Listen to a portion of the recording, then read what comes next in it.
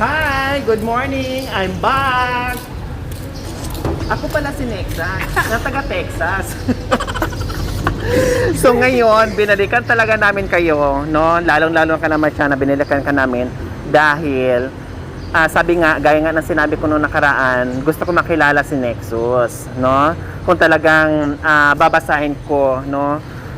Kung talagang mabait ba talaga sa'yo. Di ba, nanay?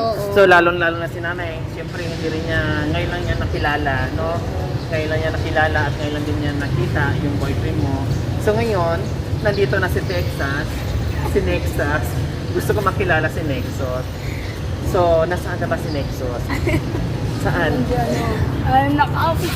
Anong kulay ng damit niya? Yung naka-black. Ha? Naka-black? Oh, sige, puntahan ko ha. Sige. At susunduin ko dyan. Hi! Good morning! Good morning! Pwedeng madisturbo kita? Ha? Pwedeng madisturbo? Okay lang. So,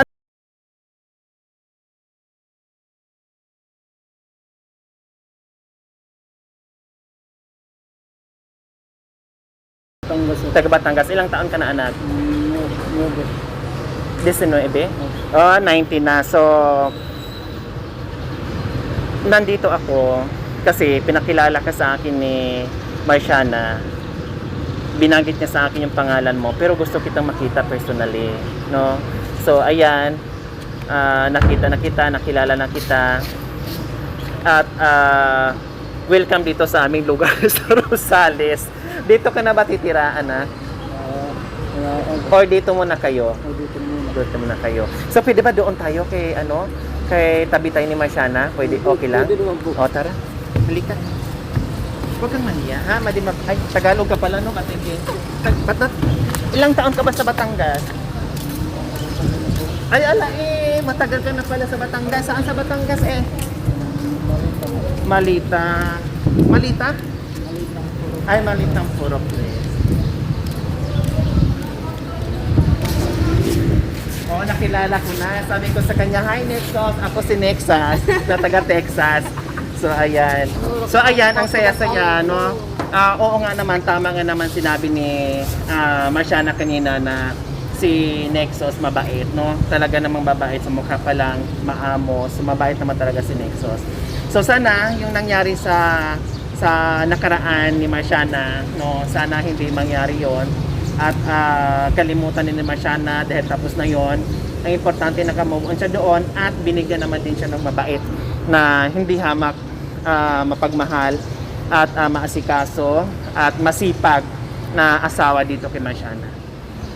Saan ba kayo nagkatagpo ni Marciana? Kasi nandito siya sa Rosales, ikaw nasa Batangas. Paano kayo nagkakilala? Sa Facebook lang po mga Sa Facebook! Tignan mo. Nawag ka limutin. Kaya ikaw, huwag ka mag-cellphone-cellphone, baka makatagpo ka ng boyfriend. Hindi ako marunong mag-cellphone. Ay, buti na lang, huwag ko nang Andiyan naman si alamin. Pilay. Pag tumatawag na kayo, na yung pindutin ko. Pag wala ka. Wala na. Hindi ako marunong. So, sino ba ang nauna sa inyo nag-text? ako po. Ikaw. Paano nakita mo lang siya doon? Tapos inad mo na. So, anong unang sabi mo sa kanya? Ano ko po sa kanya comment ko, sana all single. Ba't di na kayo sa kulera? Sabi mo, sana all single. O ano namang sagot niya? Sana all may asawa. Sabi pala niya nung nakita daw niya, siyempre ang ganda-ganda ni Marciana. Sabi niya, sana all single. Ang sagot niya, sana all may asawa. So ngayon, sinagot niya, anong sagot niya sa'yo? Hindi ko na po nalaman kasi matagal na po. Matagal na. Sino ba nauna nag-I love you sa inyo? Ha? Ikaw syempre. So niligawan mo, sinagot ka. Ilang buwan bago kanya sinagot? Matagal na rin ako. Matagal din. Choosy ka rin, no? No, pinahirapan mo pala to, no? So ibig sabihin, kasi yung pagsasabing I love you, hindi ka agad yung sabihin I love you to. Siyempre, kakilalanin mo muna siya, tama yung ginawa mo, pinaantay mo pa siya matagal bago mo sinagot. Kasi sa gugustuhan mo, makilala mo muna siya. So, upper tayo dyan. So, ibig sabihin, hindi kasi katulad sa iba na bagong kita pa lang, nag-I love you na at I love you to kaagad. No, ito, pinahirapan ka pa niya, kinilatis ka muna niya kung talagang mabait o kasi naranasan na rin niya yung dati niyang boyfriend, no? So siguro gusto pa niya kilitisin ka para ayaw na niyang mangyari yung nangyari noon, no? So ayan, so naging kayo na, and then unang kita niyo nung pumunta ka ng Batangas. Sa bayan po. Doon kayo nakita. Sa bayan po. Doon kayo nakita. Saan ba banda sa bayan? Doon niya po ako sinalagong sa ano. Doon sa may Nova Mall? Di sa tapat ng simbahan po. Sa malaking simbahan doon. Nagpakasal na kayo?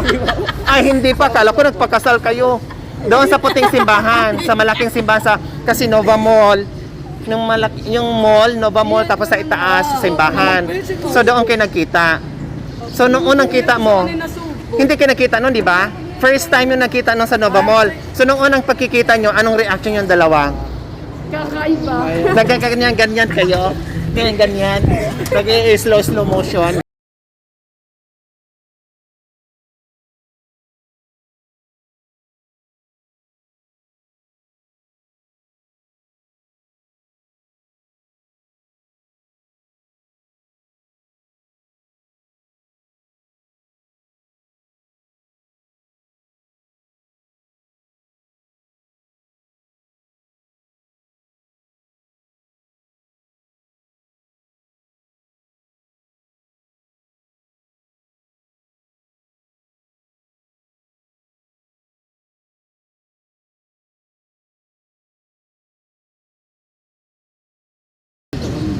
Dalawang linggo din kayo. Tapos, dinala mo siya sa Batangas, nagpakilala na. Nagpakilala ka sa, pinakilala mo sa mga magulang niya. So, ano ngayon ang sabi ng mga magulang niya, ay mga magulang mo dito sa dala mong napakagandang babae? Sabi ng magulang ko, ano pa ang gusto ko para lang kalagayan ko sinusunod. Suportahan niya. Wow. Kasi mabait naman talagang bata si Marciana. Matagal ko na siyang nakilala. No, matagal ko na siya nakilala. So kabisado ko na yung kanyang ugali. Mabait naman talagang bata si Marciana. Kaya wag mo siyang lulukuhin, ha. Ito naman na mabait ka, ha. So ngayon, kumusta naman ang buhay niyo? Wag mo na mag-anak, ha. Sa bagay, pag anak kayo ng 10, maluwag naman yung bahay ni nanay mo. Kahit pag anak kayo ng 10, ang luwag-luwag ng bahay ni nanay. Pwede, kasi kahit 20 kwarto dito, kasyang-kasya, no? Aro! Aray ko. Oo, nandito, sabi niya, bahay ko to eh. Sabi niya.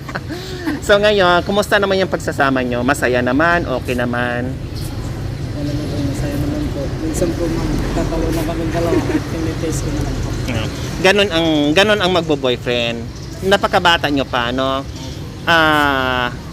Talagang kasama yan sa pagbo-boyfriend, sa bilang mag-asawa, yung mga bagay-bagay na hindi napagkaunawaan, minsan yung pagtatalo, minsan yung gusto ng isa na ayaw ng isa, kasama yon.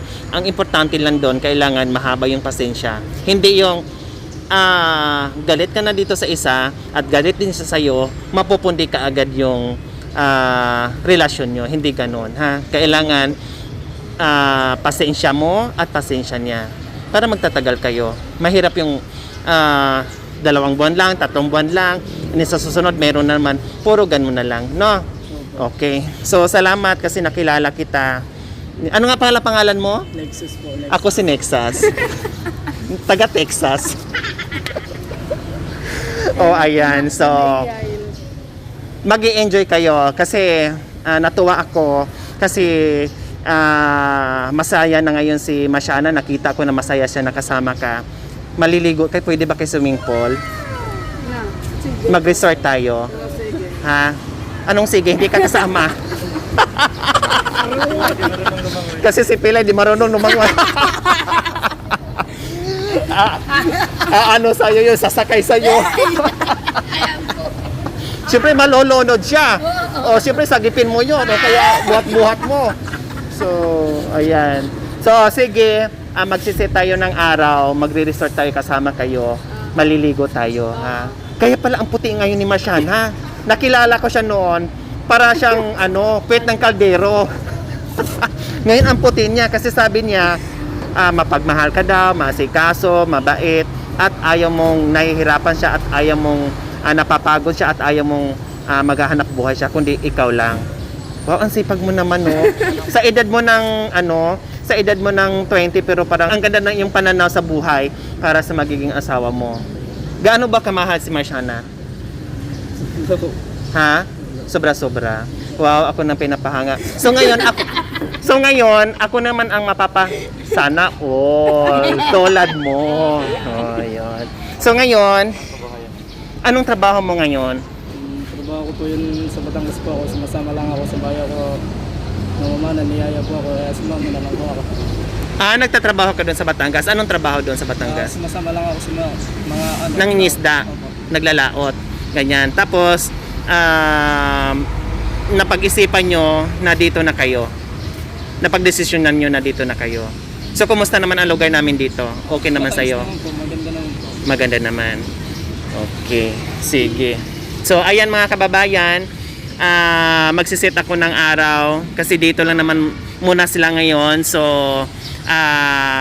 mamamasyal kami kung saan-saan, no? Maligo kami, i-resort namin sila dahil matagal at na-miss ko rin si Marciana, no? Ang tagal namin hindi nagkita, na-miss ko, so dalhin ko ng resort at maligo kami. So, kasama namin si nanay at may kasama din siya. Kailan di marunong lumangoy, gaganong.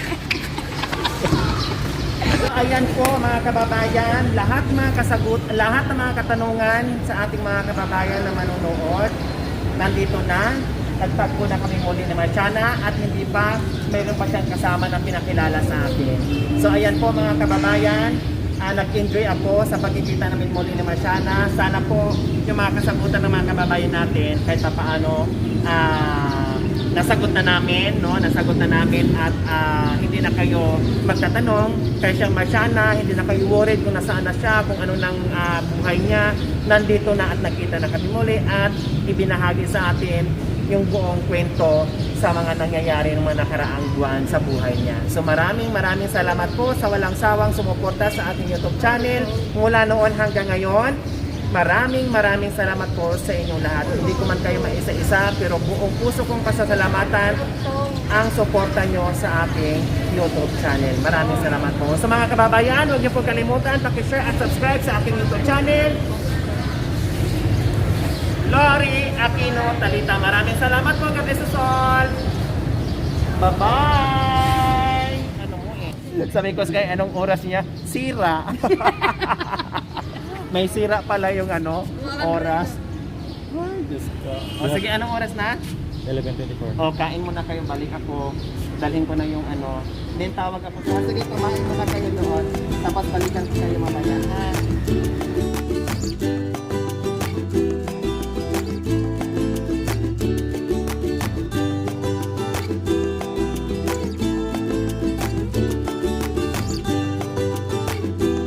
Sige, salamat.